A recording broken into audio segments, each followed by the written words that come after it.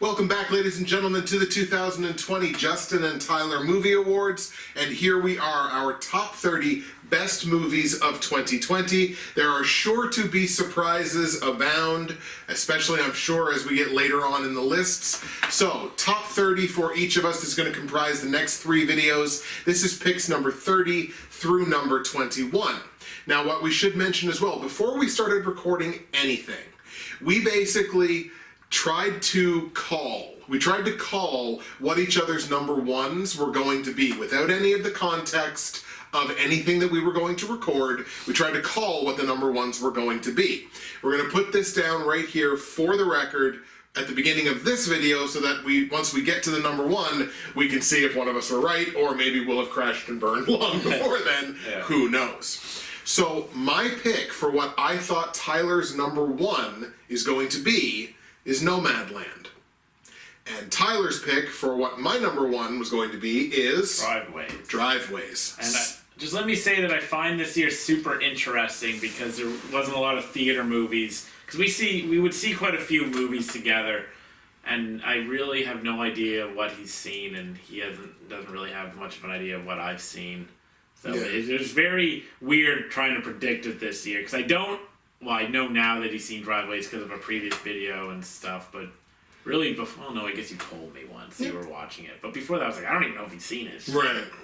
It just seems like... It's like, he probably did, and then, yeah. So the first thing we're going to do is our honorable mentions. My list is exceedingly short. Yours is probably quite a bit longer than that.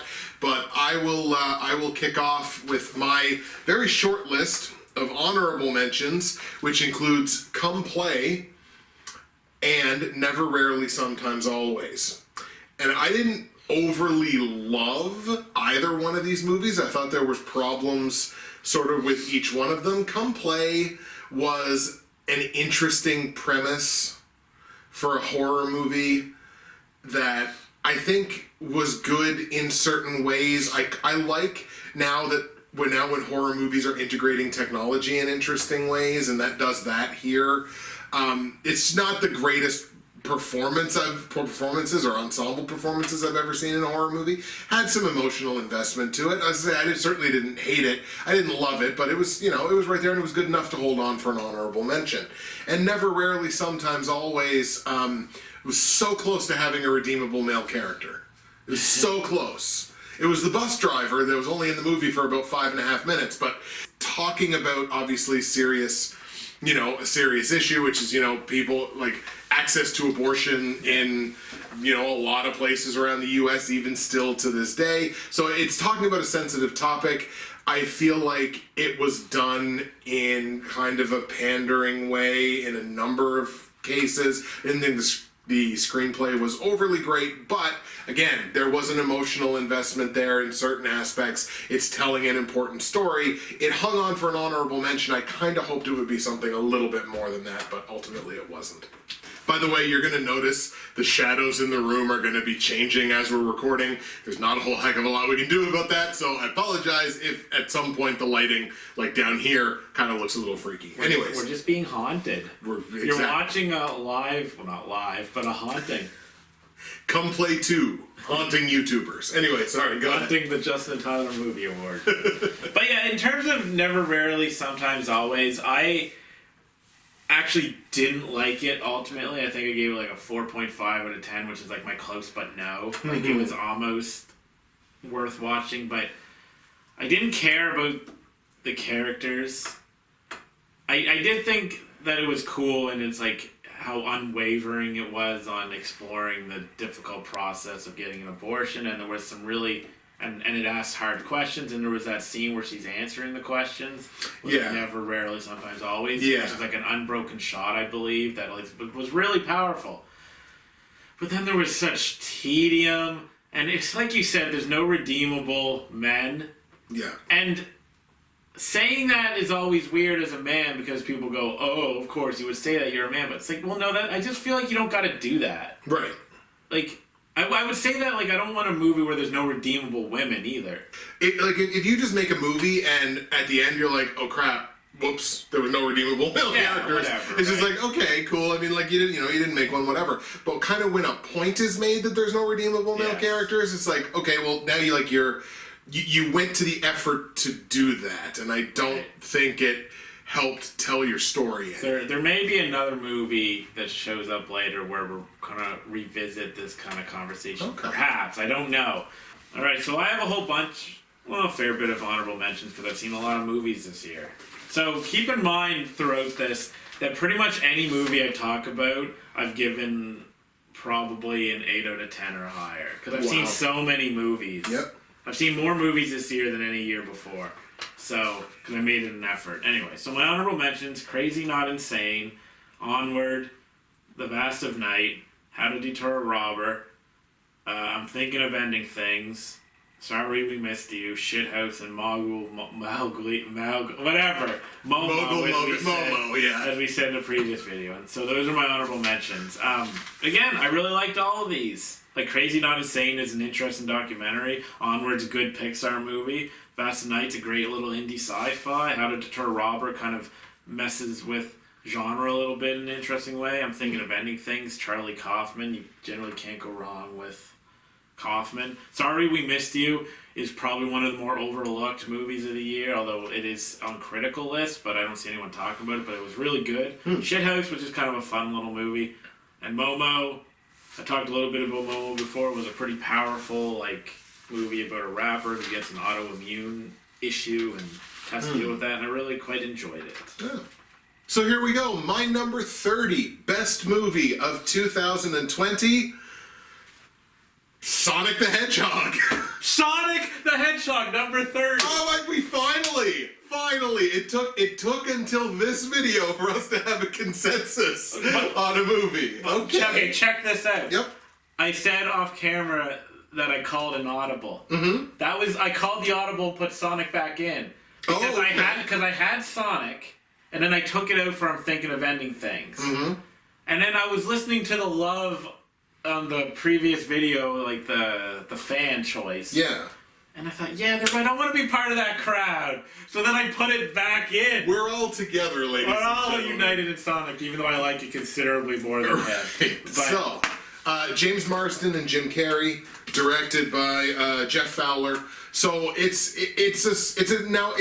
can make the argument. You can almost make the Monster Hunter argument, where other than the character of Sonic, it has very little connection to the Sonic universe, but it has a hell of a lot more than it does in Monster Hunter.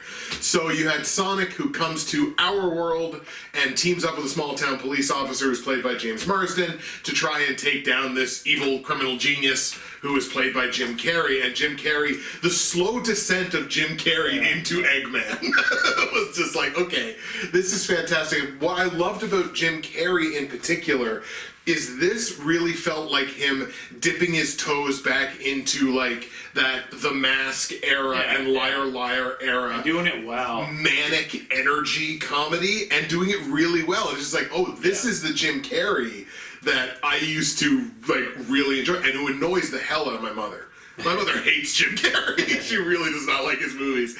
But this is the Jim Carrey that I know. Yeah. And to kind of dip back into that territory, I was like, okay, this I really enjoy, and maybe there's not a lot of content here for adults that weren't hardcore Sonic fans back in the day, but it's a movie that's really going to entertain kids, and I saw that because I saw this movie in theaters, and I'm just like, every kid that's in this theater is entertained by this. Some of them may have never played a Sonic game before, but they're really entertained by this movie. So it's like, okay, it's doing that for its target audience, and for people that are hardcore Sonic fans, there's going to be plenty there for you. Maybe this works a little bit better, like setting up the next movie, because clearly there intends to be a next movie. And financially speaking, I think it probably made the money to justify another movie. So maybe it works better as the setup for the next one, but one way or the other, Sonic's my number 30. Sonic is one of the great achievements in movies this year, because that original trailer when the animation was different and Sonic looked like a human, they're like, oh, this is gonna be disastrous, but then they changed up. They're like, no, we're gonna change it up, and then you look real cool. Yeah, and he looked like Sonic. And the movie was real good. Yeah. And now we need the Smash Brothers universe. And maybe that's what they're building. I wish. If that's what they're building, oh man, let's do it. Like, I'd be so into that. Single-handedly redeem the video game movie. Really good. Very surprised by how good I thought it was. I can't believe our first consensus of the year was Sonic the Hedgehog. But that's just 2020 in a nutshell right there. But it also shows the difference between how many movies we watch, because your rating for this was considerably different than mine, and yet it still lands in the same place. That's what's great about this. It's true. So, since we had a consensus on number 30, I'll go ahead again. My number 29, best movie of 2020, is The Assistant. I was so hoping we'd have a consensus. It was so unlikely, and you'll know why, but... Fair enough. Julia Garner and, I forgot the other gentleman's name, Noah Robbins, directed by Kitty Green. And the movie shows a day in the life of Jane, who is the assistant to an unnamed, powerful Hollywood executive. And unnamed, but very explicit. whose name definitely doesn't also equal a fast food restaurant in Canada. So I gave the film a legitimate shot, and I did definitely hope for more out of it. Same. But I still enjoyed it. It took me a little bit to get into it. I ultimately didn't quite find there was just not enough meat on the bone as a movie. Yeah, same. To kind of get what I wanted out of it. And I don't dispute anything that is kind of portrayed or alluded to or anything. I think all of that stuff probably happened. And I enjoyed it a little more like on a performance level. It felt like a more grounded version of Bombshell. I will also point out, too, it did become a little more intense after the scene in Human Resources. So after that point in the movie, it took a little bit of an uptick. To give my opinion on the movie, I'm actually just going to read my critique review right quick, because I'll never remember all this. The cleverness comes mostly from the directorial choices. Office being so dark creates a looming gloominess. The camera rarely moving creates a kind of like a powerless environment. There's a minimal usage of music, which aids the realism. It's uncinematic, but when that reaches a story, it becomes monotonous. Not much happens. All these elements together creates a sincere film, but gives you little to latch onto. Jane's a cheap voice, and she's so agreeable, and some moments undo the subtlety by being so blatant it's silly. I gave it a 7 out of 10, which means I enjoyed it. Right. But I clearly have more. I'm clearly more into like the way it was shot than I was anything else. Yeah, fair I thought enough. the story ended up actually being kind of weak and didn't have the oomph that maybe it should. Okay, so my number 29 is Sputnik, coming from Russia, yes. about a human-alien symbiotic relationship. Kind of slowly paced, horror-tinged, but beautifully shot. Very interesting foreign movie. The only thing I'm not really a fan of is I thought the ending was a little weak, but it by no means tanked the movie since it's my number 29. Yeah, it's just a really good sci-fi movie from a different country that people should watch. Okay, yeah, that was one that was in my queue because the concept of it seemed very interesting. I was like, ooh, like they go to space and they come back with something, and I was like, ooh, okay. It seemed like an interesting hook, and I ultimately just didn't get around to I think you would it. have really liked it. Yeah, I kind of feel like I would have dug it, but again, with every instance like this, if I would have really dug it, it would have meant Sonic wouldn't have been on there. Yeah. So now it's like I'm happy with I'm happy with missing any movie that I missed because we had Sonic. Anything if I liked it better than Sonic wouldn't have been on the list. My number 28 best movie of 2020 is a movie he just mentioned relatively recently, and it was Sorry We Missed You. which I had You to did say. get to see it. I did get to see it, Good. which I had to say in my Canadian accent. Starring Chris Hitchen and Debbie Honeywood, directed by Ken Loach. So this movie characterizes, like, not a single day in the life, but characterizes the struggles of a delivery driver and his family in, modern England. And it does a really good job, and I respect movies that do what this one did, which is it is so dedicated to looking and feeling as realistic as humanly possible. And I'll always give movies credit for really having a commitment to their realism. What I found is it took me a little while longer than normal, and this was kind of a prevalent thing throughout the year for me. Took a little more time than I would have expected for me to invest in this, and I kind of felt like it maybe tiptoed the boring line in some places, but like is the case with a lot of British cinema, the dramatic beats are almost always on point.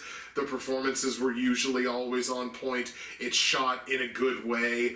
It still winds up being, on my top 30 list at the end of the year. I don't know that I necessarily expected a ton more of it, but I did still enjoy it, and it still winds up on this list.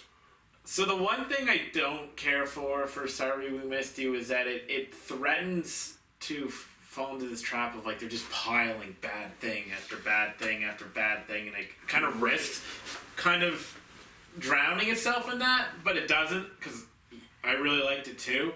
It was a very humane movie. I really actually invested in the characters quite hard, and there was even some laughs thrown in there for good measure. So yeah, there's some fun scenes littered throughout the movie for sure. yeah, so I really enjoyed that movie, and I'm glad that you got to see it. Yeah.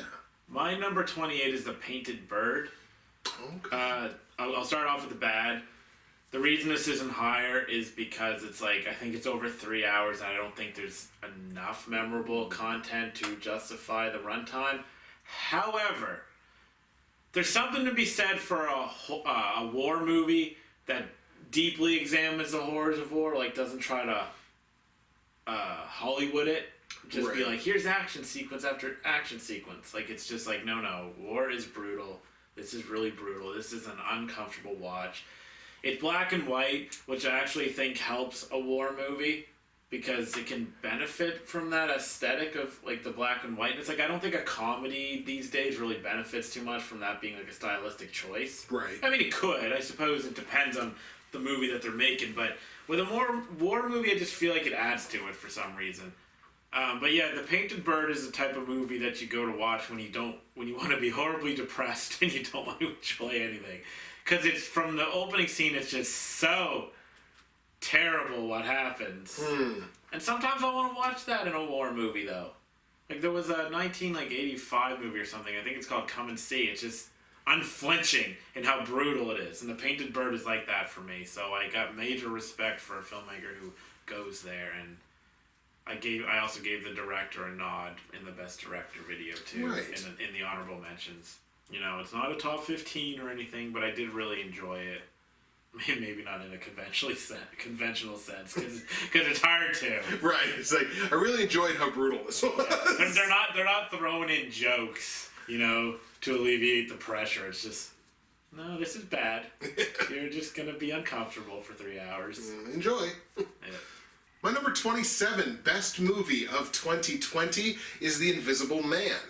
So this is Elizabeth Moss, Michael Dornan, and it's directed by Keith Wannell, who also did Upgrade a year or two ago. And between this movie and Upgrade, I kind of think Lee Wannell is carving out some interesting real estate.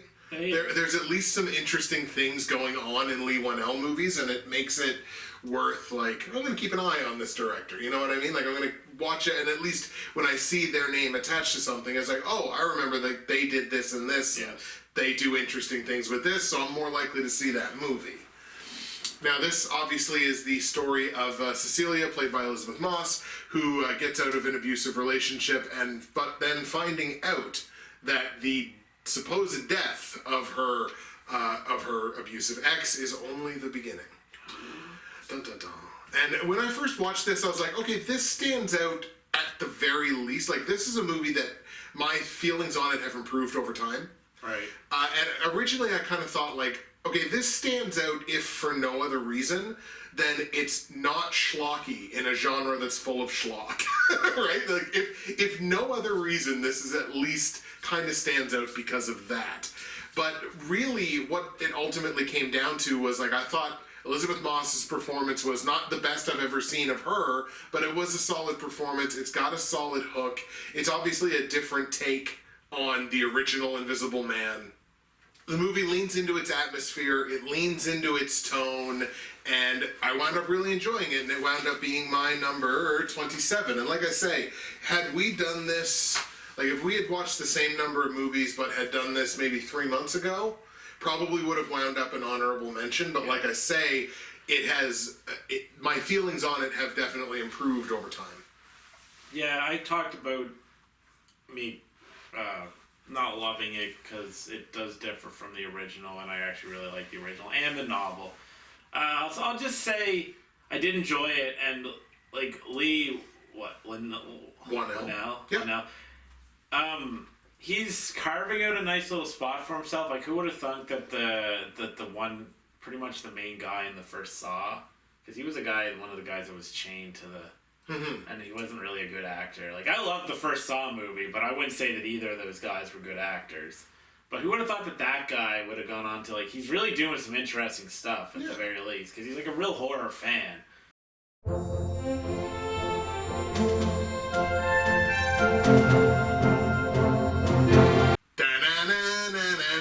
Sorry, folks, we had to take a brief second to change around the lighting situation a little bit. But now we're back and better than ever. Tyler, would you like to continue? Okay, my number 27 is going to be a bit of a quick one because I actually don't have that much to say about it. I can sum it up pretty quickly, but it's Run. Okay. Same director as Searching, and I don't think it's as good as Searching from, a couple years ago or whenever it was. But Run is just basically a really thrilling, suspenseful movie. And that's why I said that this would be short, because it's just a lot of fun. And I'm excited for whatever the director ends up doing next, because he's making quite suspenseful and thrilling movies. So, yeah, 27 is Run. It's basically about a mom that is so overbearing that she basically destroys her child's life in a sense. Oh. Like, her child's trying to do something, like go to university and all this other stuff, but her mom is sabotaging that and not giving her the notes, and then it goes deeper than that. Right. The mom is a monster. Spoiler, basically. So, yeah, it's very fun watching it unfold. Yeah. My number 26, best movie of 2020, is one that it's the last one that I watched for the purposes of these awards. It's Save Yourself, which is a movie starring Sunita Mani, John Reynolds, and directed by the team of Fisher and Wilson. And it's the story of this modern bohemian couple in New York who decide to unplug for a weekend, and the planet just so happens to get invaded by aliens. But they're the nice, cute, fuzzy, like, tribbles from Star Trek aliens, at least. So it's not like the big ones from, like, oh my god, the Sixth Sense. Sixth Sense? No, Signs. Yeah, Sorry, Signs. Sixth Sense. Bruce Willis. Oops. Sorry, M. Night. I didn't mean to make that mistake. But I enjoyed this concept even in a comedy context. Like, I would enjoy that no matter which way, like I would enjoy this concept no matter which way it was made. Like, you could actually make this movie and kind of make it straight. I enjoyed these characters while basically feeling completely detached from them at all times. My one big criticism, this is a stupid criticism, but I'm going to give it anyway. There's a running gag throughout the movie of the John Reynolds character having these like recurring drunken night terrors. Like, he'll just wake up like out of a shocked sleep in the middle of the night. He'll just start screaming at something that he sees but isn't actually there. And I just wish they were funnier when he's doing it. Because he's just screaming. Like, he's just screaming for the sake of screaming. And I wish it was funny because it's a recurring gag that happens 4 times, I think, through the movie. So I just kind of wish that they had put a little more care into making those funnier. Yeah, I think Save Yourself occupies a certain niche where it's not an amazing movie, but it's just fun. And it's a good, like, it would be like a good Netflix or whatever streaming service movie to just be like, I just want to watch a movie. I don't want to think too hard. I want to be entertained, though. It doesn't need to be great, but it's still very enjoyable. Because there are a lot of things to criticize about it, but it's just a good time. Yeah. Alright, my number 26 is The Way Back. There are a certain set of rules that the movie and the genre that it's in lives by, and it doesn't really break the conventions of those rules.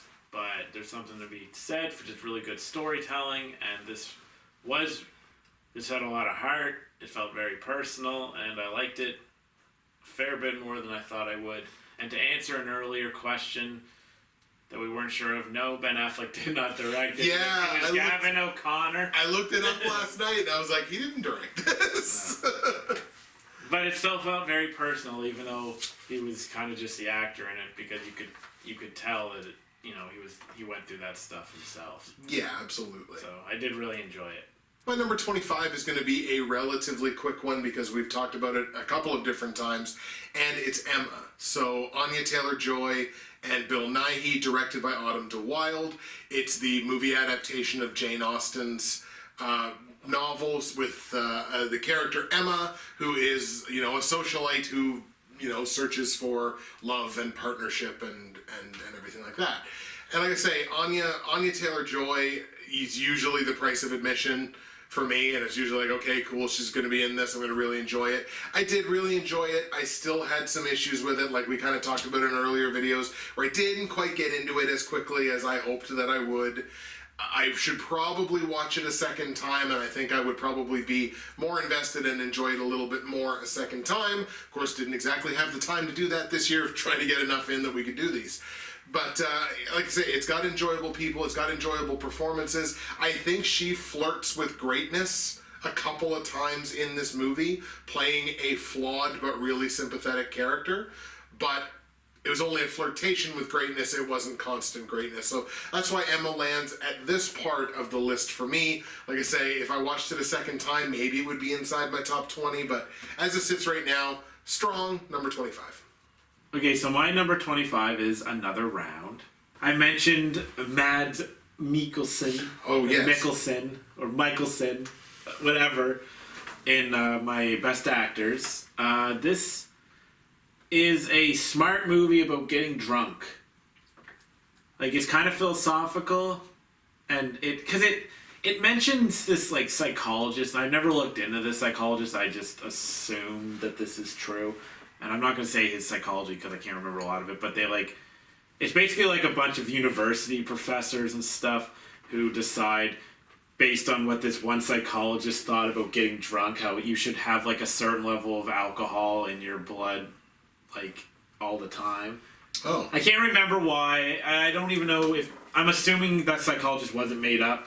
I meant to look into it, actually. But anyway, so then they start to live by that, because Mads plays a guy who's very bored and very boring. He's very disconnected, detached from even his teaching job and his family. So then they start drinking, and of course he starts drinking more and more. Yeah, the best thing I could say is like what I said at the beginning of this was it's a smart movie about getting drunk, and I'm not absolutely in love with it because it's like an 8 out of 10, which is still a great movie on my scale. Yeah. But yeah, it was quite a good movie with a great performance and kind of a cool idea, really. Yeah, it's kind of a cool concept. Yeah. So my number 24 is going to be relatively quick because we've talked about it a couple of times. It's Tenet. John David Washington, Kenneth Branagh, Robert Pattinson, directed by Christopher Nolan. The story of a special agent who uses time reversal. I incorrectly said time travel in an earlier video. But you I did correct yourself. myself though, yeah. Using time reversal to basically thwart a catastrophic event.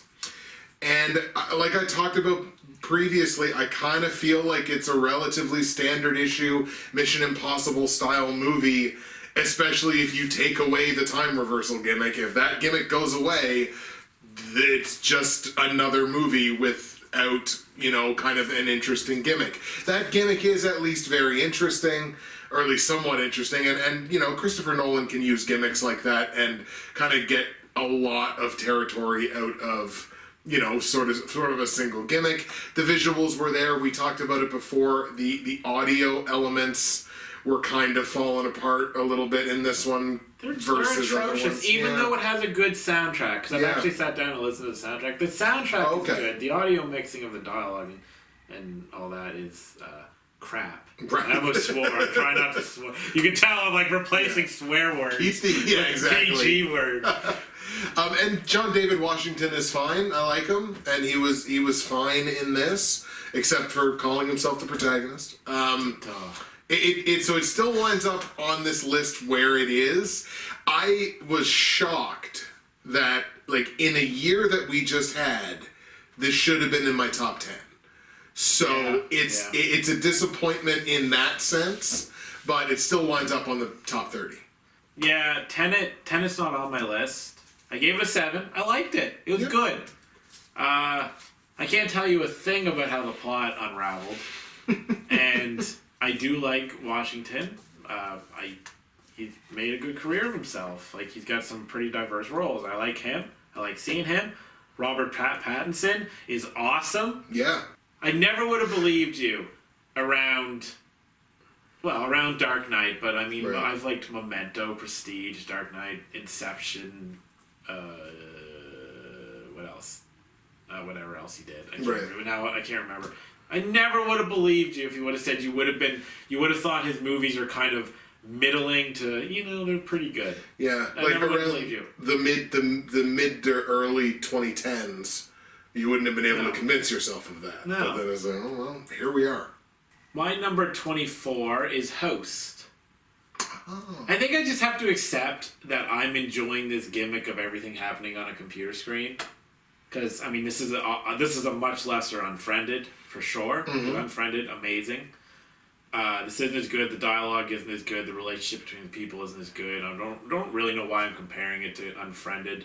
I mean, I guess they're both horror movies, like, caught on a screen, so I guess that's why. But, so it's not as good as something like Unfriended, but man, I just like these. Yeah. Like, you have to ignore the fact that sometimes where you gotta suspend your disbelief, rather, where, like, they're still holding their phones in a situation that you'd think, why? Maybe drop the phone. But I guess that's found footage, like, handy cam, like, those fall victim to that, too. I think the director was Rob Savage, I think his name was. Did a really good job of getting some really good scares out of it, out of the concept and the gimmick. Like, this gimmick may get to a point, like, maybe even next year or something. If there's a whole bunch of them, I might get to the point where I'm like, chill out on this gimmick. Right. Because we are seeing it more and more now. Especially during a pandemic, people are probably filming this stuff. Well, I think Zoom was the whole inspiration for this movie, right? Because I think they're all just on a Zoom meeting. Yeah, exactly. But I dig these. Yeah.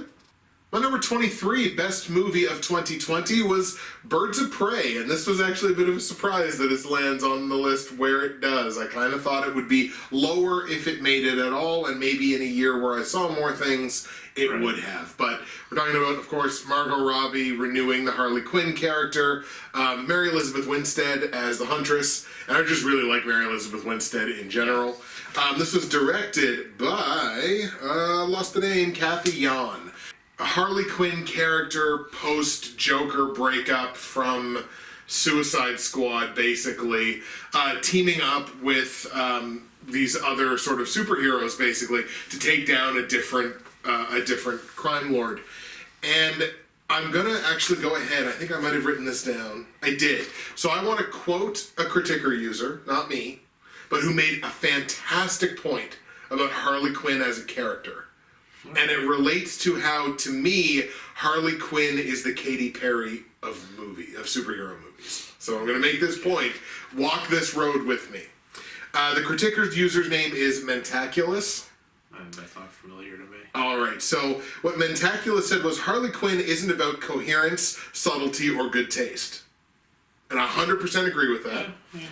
And this is why, like, to me, Katy Perry has always been just tasteless enough, for the most part. Like, Katy Perry at her best is just tasteless enough. Okay. You know what I mean? And on a movie screen, this Harley Quinn movie was just tasteless enough for me that I'm like, it didn't go too far over the top for me to just be like, God, they're trying too hard. They're trying way too hard here. And it tiptoes that. There's moments of that, for sure. But she's just having so much fun being this character, clearly. So whether you like Suicide Squad or you didn't like Suicide Squad, I know plenty of people who didn't, like, she's having fun with that character, and if I guess there is a bright spot to be found in Suicide Squad, I guess it would be her and that character. I really want to see them do more with the Birds of Prey, especially Huntress. I thought Huntress was like a nice 1B to Harley Quinn as the 1A. Well, is Harley Quinn going to be in James Gunn's Suicide Squad? To my knowledge, I think so. Okay, because that's going to lead to my point here in a sec. Okay. My main thing is, I love Margot Robbie as Harley Quinn, and I did in Suicide Squad as well. But I felt that the material she was given to work with in terms of her dialogue was just awful. Specifically in Birds of Prey? In Suicide Squad. Oh, in Suicide Squad. Now, Birds of Prey wasn't written by the same person, but I still think it suffered from that. So the reason I care if she's going to be in James Gunn's Suicide is you assume that the script is going to end up being better. Now, whether he's writing it or if he even wrote his other movies, I can't tell you off the top of my head. But it's James Gunn. Yeah. So we expect a little something. And he's good with this like ragtag group of adventurers. Absolutely. Right? Yeah.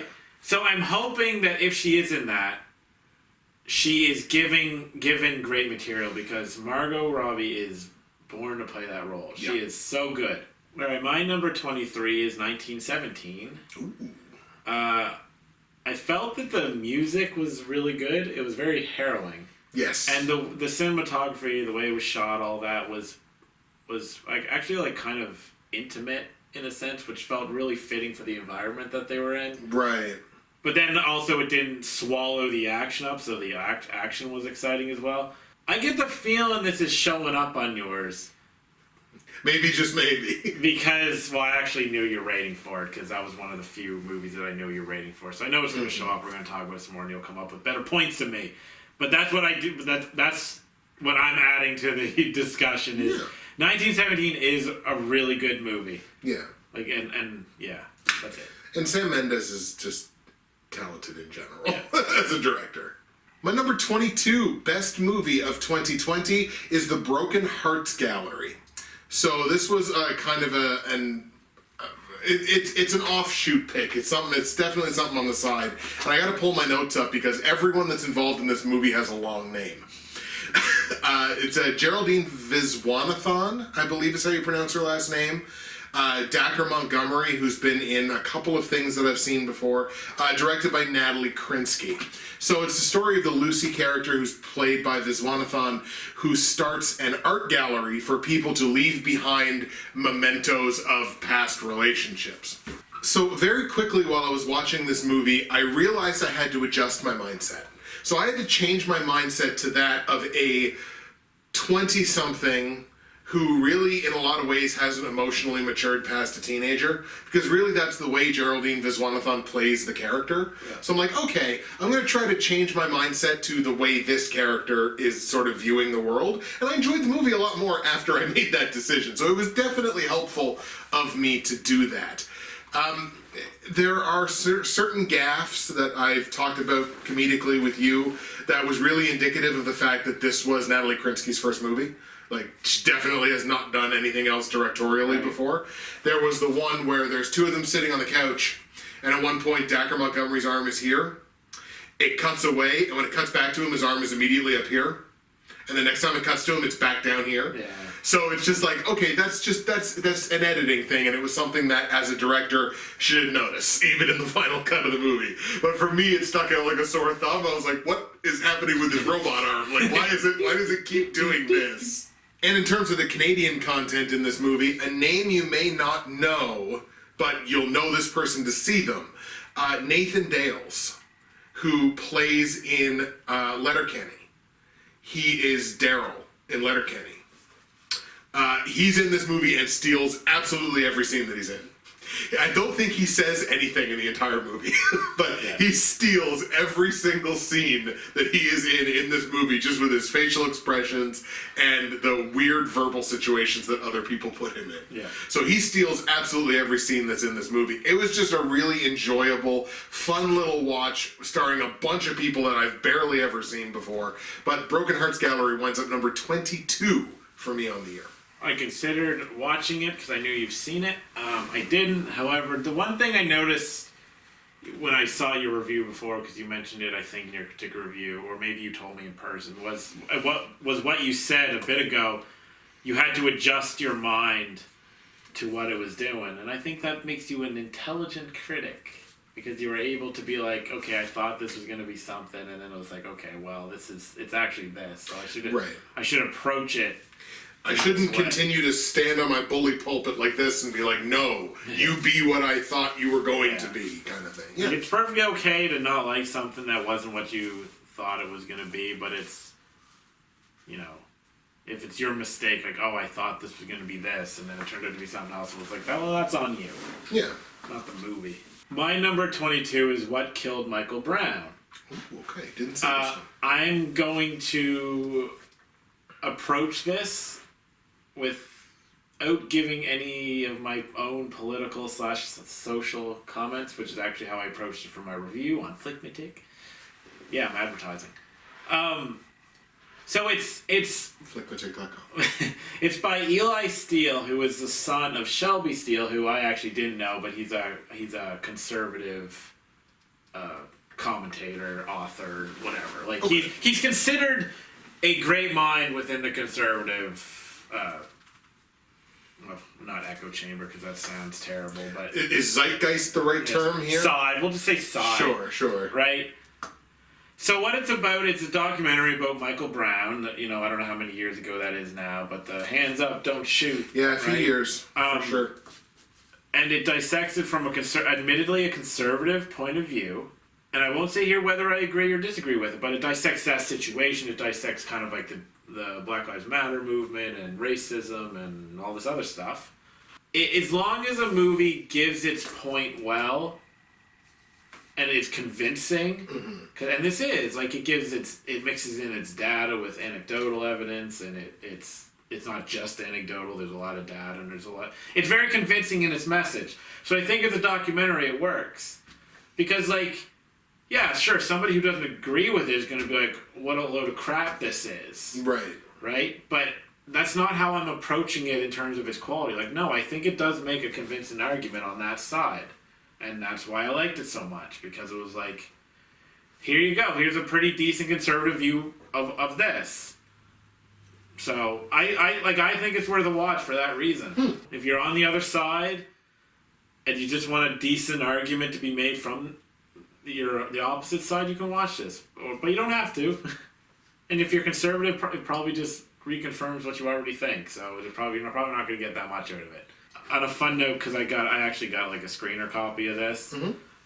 Eli, so I had a couple emails back and forth with Eli, and he acknowledged my buddy. Oh, He was not nice. cute buddy, by the way. We grew up in a family of animals, and I think we had buddies. It's kind of weird. It's weird because it humanized like the Steels are a big family within that cycle. He's just like, yeah, this is what my dad was like. It's like I just listened to your dad because he wrote. I think he wrote the movie. Anyway, you can cut all that out. But I just think it's a good movie.